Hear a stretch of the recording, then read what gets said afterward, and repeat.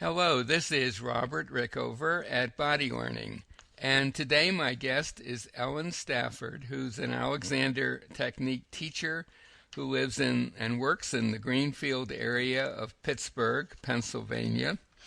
She, in addition to being an Alexander Technique teacher, she is a dancer and choreographer.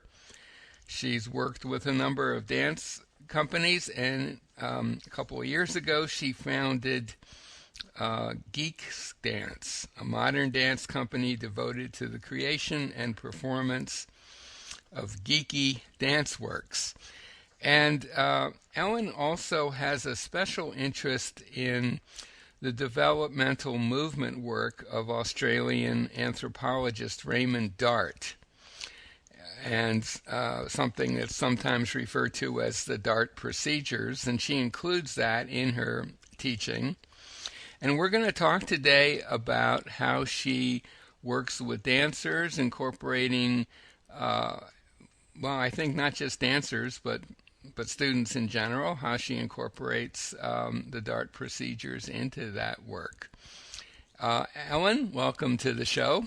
Thanks. Thank you for having me.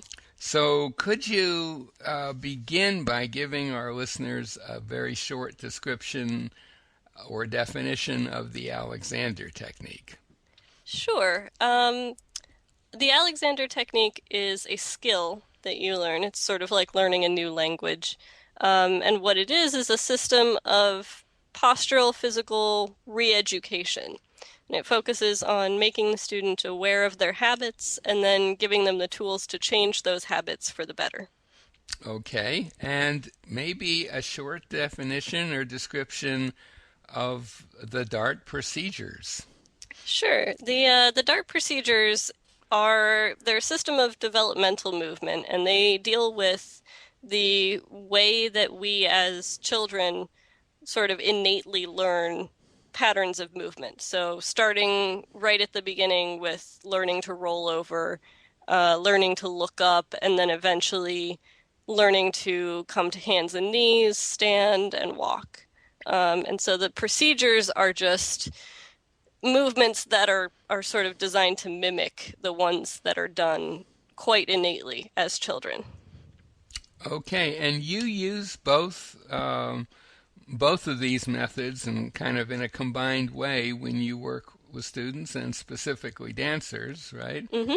So Yes. maybe if you could say a little to dancers who are listening to this, that's going to be the focus of this podcast. Mm-hmm. What well, I guess the first question might be if a dancer comes to you for a lesson, an Alexander lesson, Mm-hmm. how would you work with them? What might they expect when they come into your teaching studio? Well, I mean, when you come for a lesson, no matter what your background is, most of the lesson is roughly the same. We're going to work with daily movements, sitting down, standing up, walking, lying down, playing around with different ways of completing those movements, trying to find the ways that are the most efficient, that are the easiest for your body to perform with the least amount of extra tension or stuff thrown on top. Um, and working with dancers is particularly important to use this work because, as dancers, we have to do pretty much any movements that a choreographer or a teacher can dream up. So a lot of times when I work with dancers, we'll sort of, at the end of a lesson, we'll kind of workshop a specific movement that you might be having trouble with. I work a lot with ballroom dancers as well as ballet dancers and modern dancers. And so we might pull out a specific piece of vocabulary and say, okay, what's the most efficient way to get this done? Or we might just sort of talk about general approach to dance and, the way that you are relating to the task of completing movements. Would you say that if you had a ballet dancer as a student, that going on point, I believe that's the term, right? Hmm. That poses some very special challenges? It certainly does. I mean, I think ballet teachers and ballet students have just sort of almost unconsciously over the years figured out what needs to happen in order to make that workable. Hmm. But we definitely do. I mean, I went to Pittsburgh Ballet Theater School when I was little, and I did point work, and I've been through all of that. And, a lot of the sort of traditional corrections that ballet teachers give are not necessarily the best way to articulate what they're actually going for. I think the thing that I have noticed overall with dance and with dance correction is that generally every teacher is trying to get the same thing, but they might phrase it differently because they're going to be articulating it based on whatever their personal background is. Someone who is also a Pilates teacher might start using Pilates terminology.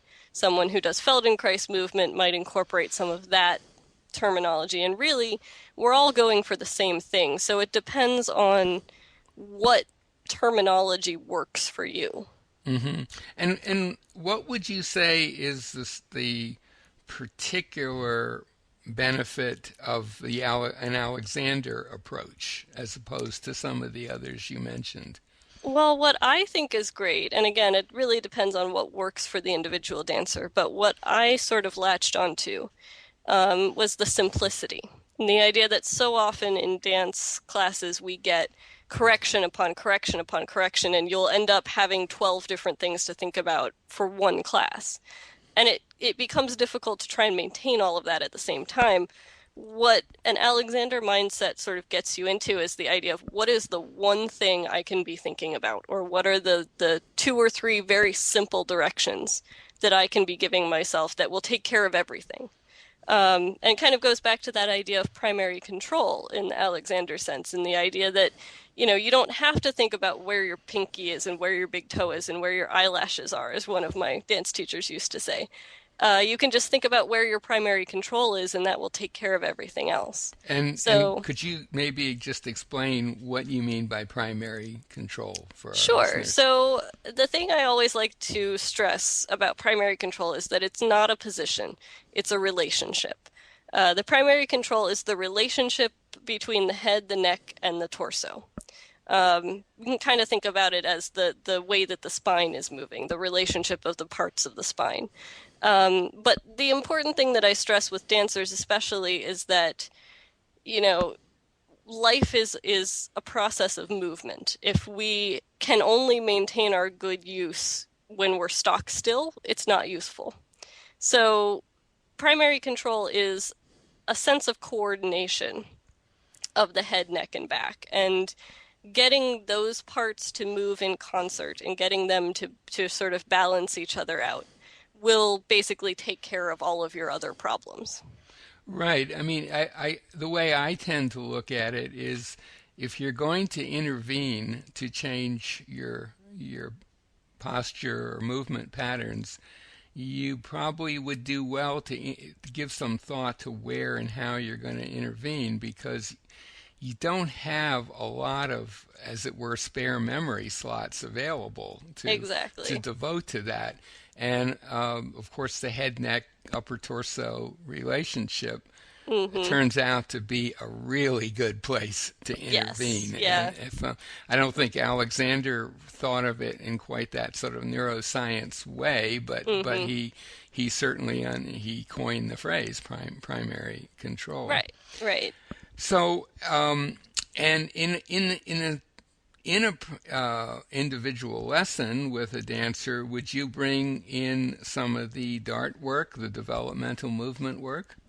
I probably would. I generally bring it in no matter who I'm teaching, but for dancers especially, I think the way that I take Dart work for dancers is the idea of kind of building blocks of movement. I mentioned that the Dart procedures pull out these sorts of movements that are innately learned as babies, and because of that, they tend to be the most efficient way to complete any given movement. Hmm. In particular, we look at curves and we look at spirals. So really quickly, there are two different kinds of curves in developmental movement. There's primary curves and secondary curves.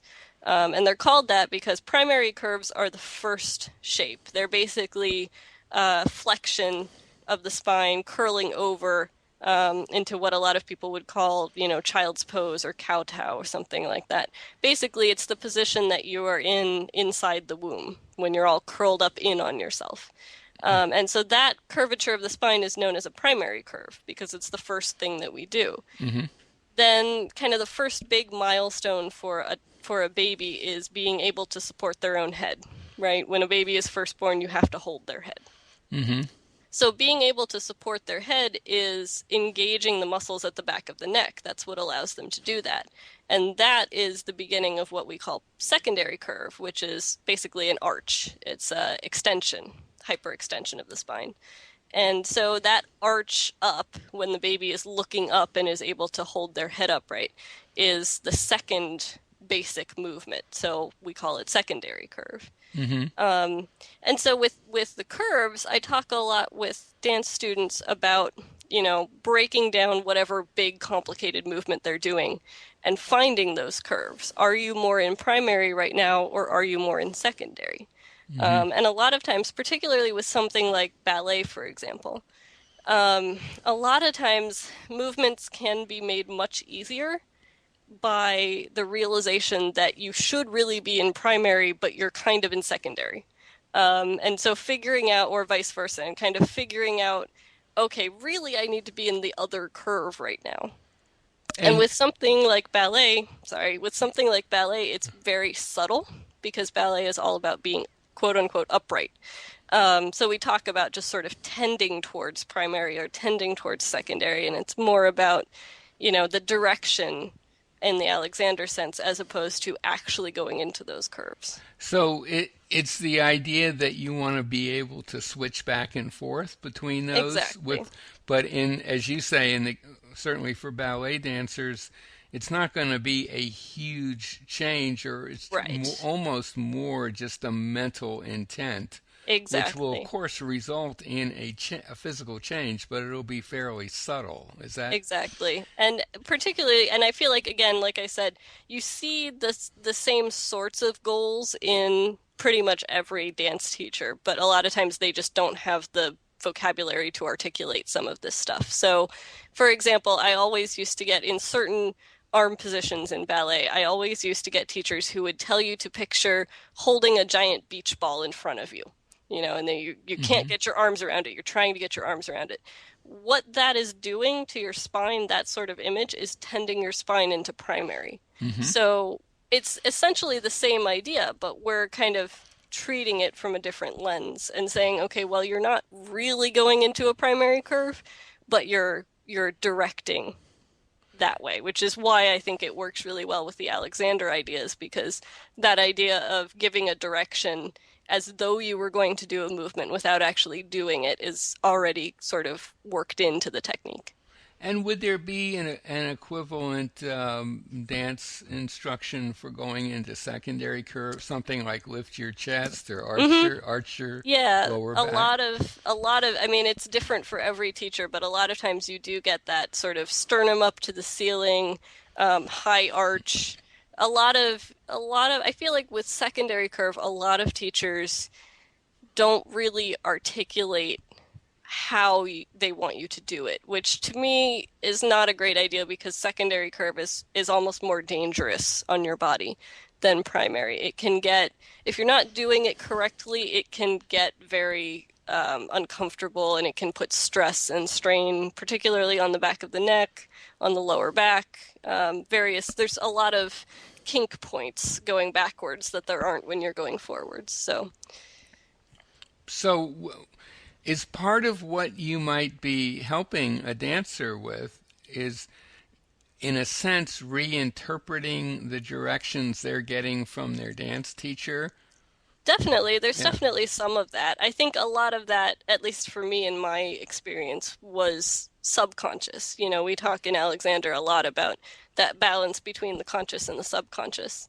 And for me, a lot of it was sort of realizing that I think better in terms of Alexander directions, but that my teacher, is a Feldenkrais person, so she talks more about Feldenkrais ideas. um, and just kind of consciously coming to that realization was part of the process for me. Hmm. But I think a lot of it, it's just about kind of finding how many different ways we can articulate this idea and then finding the one that makes sense for the student, which I feel like is a big part of being an Alexander teacher in general, is the idea of, you give a verbal direction and it makes the student do exactly the opposite of what you were intending. So, oh, okay, I can't use those words on this person anymore. And kind of finding the way that works for So each you individual have to student. find a way into what's going to affect their thinking in Exactly. a useful way. Now, I know that you also work with in classes, right? Group hmm classes. I do. I teach dance classes. And so when you teach a dance class, what's different about your dance class than, say, a typical, if there is such a thing, dance class? Yeah, I mean, it's hard. I hesitate to say that there is like a typical dance class, particularly when you're talking about modern dance, which is mostly what I teach, where, there's a different class for every teacher. Hmm. Um, but I would say, in essence, and I was talking about this with my dance company, who I teach company class for them, that I would say the difference is that approaching it from an Alexander perspective, my keyword for them for class is efficiency, which is something you don't normally hear talked about a lot in dance classes. The idea of what is the minimum amount of effort you can use to complete a movement without compromising the way that you're completing that movement. I think a lot of times in dance classes, it's all about more, more, more. And, like give it more attack, throw yourself into it more. And I feel like that can be useful in certain situations. But what working with the Alexander technique has sort of made me realize is that if that's all you do, then your baseline is set so high that more subtle, nuanced movements are going to be very difficult for you to perform. And that if we can sort of lower your baseline to this is all I need to give it in order for it to happen, then if you want to, you can always throw more at it. It's not saying, okay, you're never allowed to tense up in my class. It's a very different thing from that. Hmm. But it's that idea of you need to be able to find that place where you can do that triple pirouette without tensing everything in your body. And then, if you want to, go ahead and do it, you know? So for me, that's a big part of Alexander in general is the idea that you're not supposed to never do your habit ever again. The idea is that you're making it into a choice. And so at this point, okay, do I want to go into that habit? Do I want to tense everything up? Or do I want to not do that? And I would think that that approach, apart from everything else, would would have a fairly dramatic impact on the likelihood of injuring yourself. Yeah, it certainly does. I think a lot of injuries, a lot of dance injuries are caused by, yeah, there's basically two different kinds of injuries that you can think of. There's acute injuries, which is like, okay, I came down from a jump wrong and I broke something.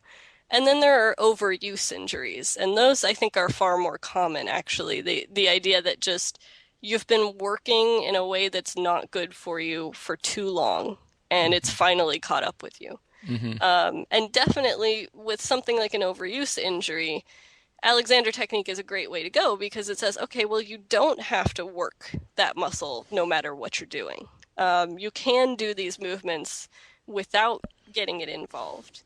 Hmm. So, it does it I feel like it has a really good preventative value for those sorts of dancers who are dancing a lot, especially. Um, Right.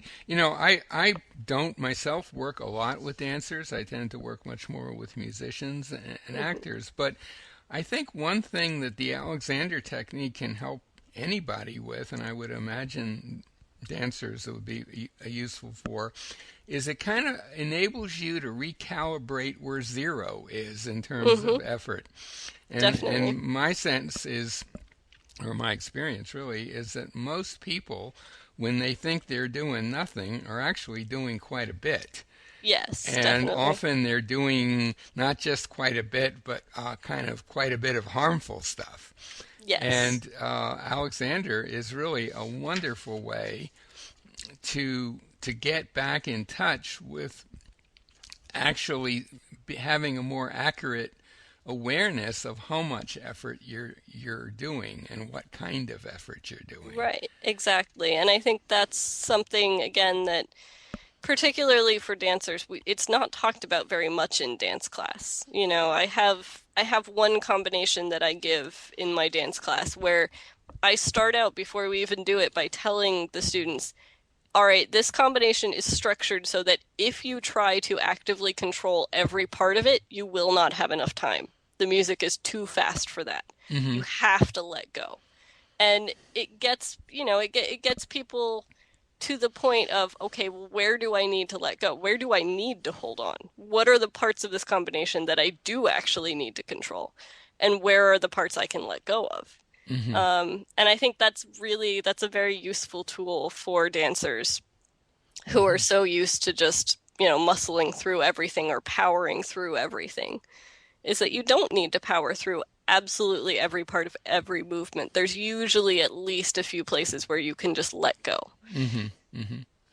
So, is there anything else you'd like to add before we come to an end? Not that I can think of. I mean, the We've primary and secondary curves, I think, are the most important thing. And then just, I mentioned spirals a little bit, I think. And the real key for spirals in terms of dance is that a spiral is a combination of half primary and half secondary. And so looking okay. at that, it's basically sort of you think about your torso and drawing an X across your torso, right shoulder to left hip and left shoulder to right hip. And the idea is when you're in a spiral, one of those lines is in primary and the other line is in secondary. And Oh, for example, when you walk, just to take that as an exactly, example. Yeah, exactly. perfect. Yeah, I've been Yeah. exploring that a lot myself. And Yeah. that's really helpful to talk to with dancers as well, because I feel like we have a tendency to get stuck with a spiral. We have a tendency to get stuck entirely in one of those curves, and reminding someone that this shoulder should be releasing forward, or this hip should be coming back, can be really helpful just to kind of balance everything. And I know we had an earlier conversation about developmental movement and the Hmm. technique in general, and you mentioned a book Yes, it'd be yeah. nice if you could mention it once again here. Sure. This book was written by two of my dance and Alexander teachers. They're both. And it's called Dance and the Alexander Technique: Exploring the Missing Link. And it's by Rebecca Nettlefield and Luc Vanier. And it is as close as you can get to taking their class on the Alexander Technique for dancers without actually taking it. It is perfect. It has a ton of images and explanations, and it comes with a DVD that has little, 10 or 30-second clips showing you everything they're talking about. So when I read through it the first time, I ended up reading it with the DVD menu open in front of me, because every 3 paragraphs there's a little symbol that says go to the next thing on the DVD and you'll see what we're talking about. And it also involves, I like this book for dancers especially because the whole second half of it is basically a practice class, a ballet class and a modern class, where they give you combinations and they talk about, it's like taking a class from them. They're talking about what you're supposed to be thinking and working with during all of these combinations. So it's a great sort of practical exploration for a dancer who's interested. Okay, and that book is available on Amazon, and I'm sure Hmm. you can order it through your local bookstore as well. Hmm. Well, my guest today has been Ellen Stafford, an Alexander Technique teacher in Pittsburgh. She's also has studied extensively the developmental movement work of Raymond Dart, and of course she's a dancer and choreographer. And if you live in anywhere near Pittsburgh, and this intrigues you, we'll put a link to her website by the interview. I'll also put a link to a site that will give you more general information on the Alexander technique and will enable you to find an Alexander teacher in your location. Ellen, thank you so much for being on the show. Thanks for having me.